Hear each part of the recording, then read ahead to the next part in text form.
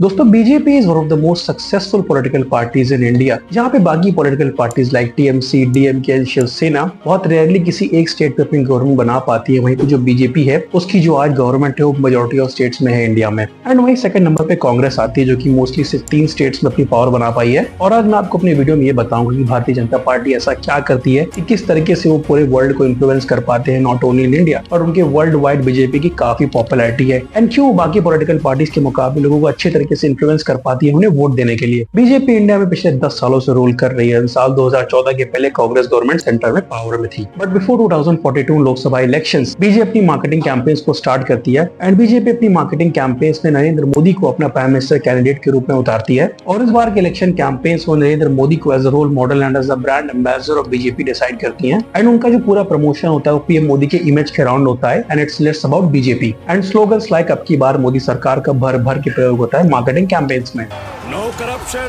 No भ्रष्टाचार, इसीलिए अब की बार मोदी सरकार।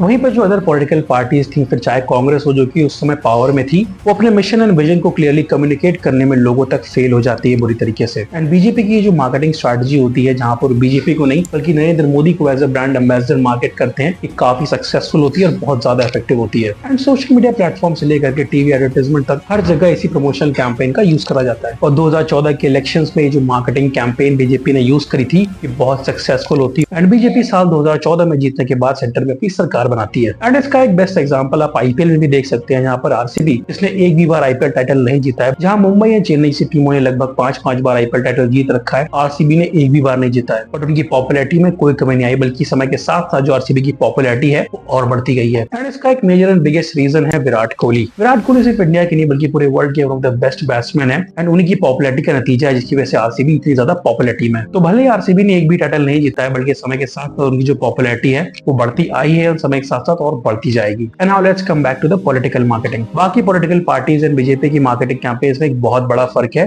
और वो है permanent inspiration versus short term manipulation. जहां बीजेपी अपनी मार्केटिंग एंड प्रमोशन में विकसित भारत, डेवलप्ड कंट्री, सबका साथ सबका विकास जैसे प्रमोशनल मैसेजेस का यूज करती है एंड लोगों को इन्फ्लुएंस करती है कि उन्हें उनको वोट क्यों करना चाहिए। एंड इन सब bigger picture and specially future growth को दिखा करके बीजेपी सक्सेसफुली लोगों को इन्फ्लुएंस कर पाती है उन्हें वोट देने के लिए। एंड वहीं पर जो बाकी पॉलिटिकल पार्टीज है वो बुरी तरीके से फेल होती है लोगों को इन्फ्लुएंस करने में। एंड वहीं पर परमानेंट इंस्पिरेशन की बजाय वो शॉर्ट टर्म मैनिपुलेशन का यूज करती है लोगों को इन्फ्लुएंस करने में, जहां पर वो कास्ट मैनिपुलेशन। आजकल क्या है, रिजर्वेशन में 50% का कैप लगा रखा है। अगर मैं आपसे पूछूं, यहाँ पे पिछड़े वर्ग के लोग हैं, आदिवासी वर्ग हैं, दलित लोग हैं। इस देश में पिछड़े वर्ग के कितने लोग हैं? देश में 8% आदिवासी, 15% दलित। कहा जाता है 50% ओबीसी वर्ग है। कितना हुआ?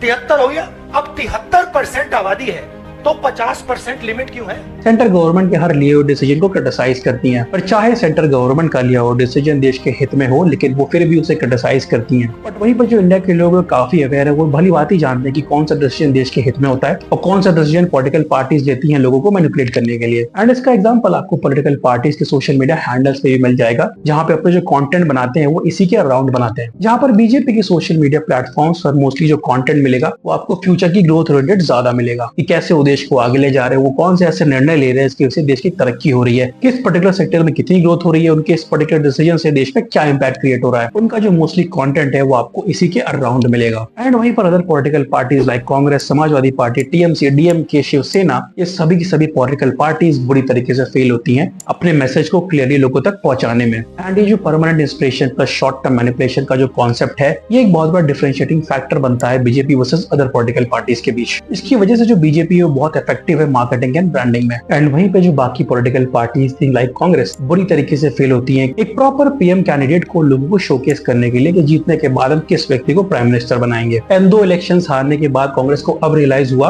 एंड नाउ वो राहुल गांधी को as a party face market करती हैं। बट समय के साथ साथ जो बीजेपी की पॉपुलैरिटी है पिछले 10 सालों में और ज्यादा बढ़ गई एंड उसमें भी जो नरेंद्र मोदी जी की पॉपुलैरिटी है वो एक बहुत बड़ा फैक्टर बनी बीजेपी को बाकी स्टेट्स में इलेक्शन जितवाने के लिए। और इस बात का अंदाजा इस बात से भी लगा सकते हैं कि साल 2017 में जब यूपी में इलेक्शन होने वाले थे तो तो वहां पर जो भारतीय जनता पार्टी है उसने अपना कोई भी सीएम कैंडिडेट नहीं उतारा था कि जीतने के बाद हम इस व्यक्ति को सीएम बनाएंगे। एंड उनकी ये जो स्ट्रेटजी थी वो बहुत ही इफेक्टिवली सक्सेसफुल हुई। एंड साल 2017 के इलेक्शंस में जो बीजेपी है वो बहुत भारी मतों से जीती थी उत्तर प्रदेश में। एंड बीजेपी की इस मैसिव सक्सेस के पीछे जो बहुत बड़ा रीजन जाता है वो नरेंद्र मोदी जी की पॉपुलैरिटी को जाता है। एंड भारतीय जनता पार्टी अपनी इसी मार्केटिंग स्ट्रेटजी की बदौलत ही पूरे नेशन वाइड लोगों को इन्फ्लुएंस कर पाती है उन्हें वोट देने के लिए। एंड बहुत ही बड़े लेवल पे लोगों को इन्फ्लुएंस करती है कि क्यों देश को भारतीय जनता पार्टी की जरूरत है। बट बाकी पॉलिटिकल पार्टीज बहुत बुरी तरीके से फेल होती है इन सब चीजों में। एंड जहां बीजेपी परमानेंट इंस्पिरेशन का यूज करती है लोगों को इन्फ्लुएंस करने में, वहीं पे जो पॉलिटिकल पार्टीज है वो शॉर्ट टर्म मैनिपुलेशंस का यूज करती हैं लोगों को इन्फ्लुएंस करने में। और इसका एग्जांपल आप अभी भी देख सकते हैं कि साल 2024 के इलेक्शंस में जहां बीजेपी का मैसेज बहुत ही क्लियर है कि पीएम मोदी आगे कंटिन्यू करेंगे इलेक्शन जीत जाएंगे तो, बट वहीं पे अगर आप INDIA अलायंस को देखेंगे तो वहां पे उनके पास कोई क्लियर पीएम फेस है ही नहीं कि अगर वो जीत जाते तो सेंटर में किसकी गवर्नमेंट बनेगी एंड स्पेशली कौन प्रधानमंत्री बनेगा। सो दोस्तों ये थे कुछ रीजन जिसकी वजह से जो बीजेपी है वो ह्यूजली सक्सेसफुल है पॉलिटिकल मार्केटिंग एंड कैंपेन्स में। एंड वहीं पर जो बाकी पॉलिटिकल पार्टीज है वो क्यों इतनी बुरी तरीके से फेल हो जाती है। Thanks for watching. I hope आपको छोटी सी वीडियो अच्छी लगी होगी। और अगर आप और जानना चाहते हैं कि शार्क टैंक के जो इन्वेस्टर्स हैं वो कैसी कंपनीज को ढूंढते हैं उनमें इन्वेस्ट करने के लिए और कैसे अपने जो पैसा है उसको मल्टीप्लाई करते हैं, तो आप उस वीडियो को यहाँ पे क्लिक करके देख सकते हैं। Thanks for watching. Don't forget to subscribe and like the video.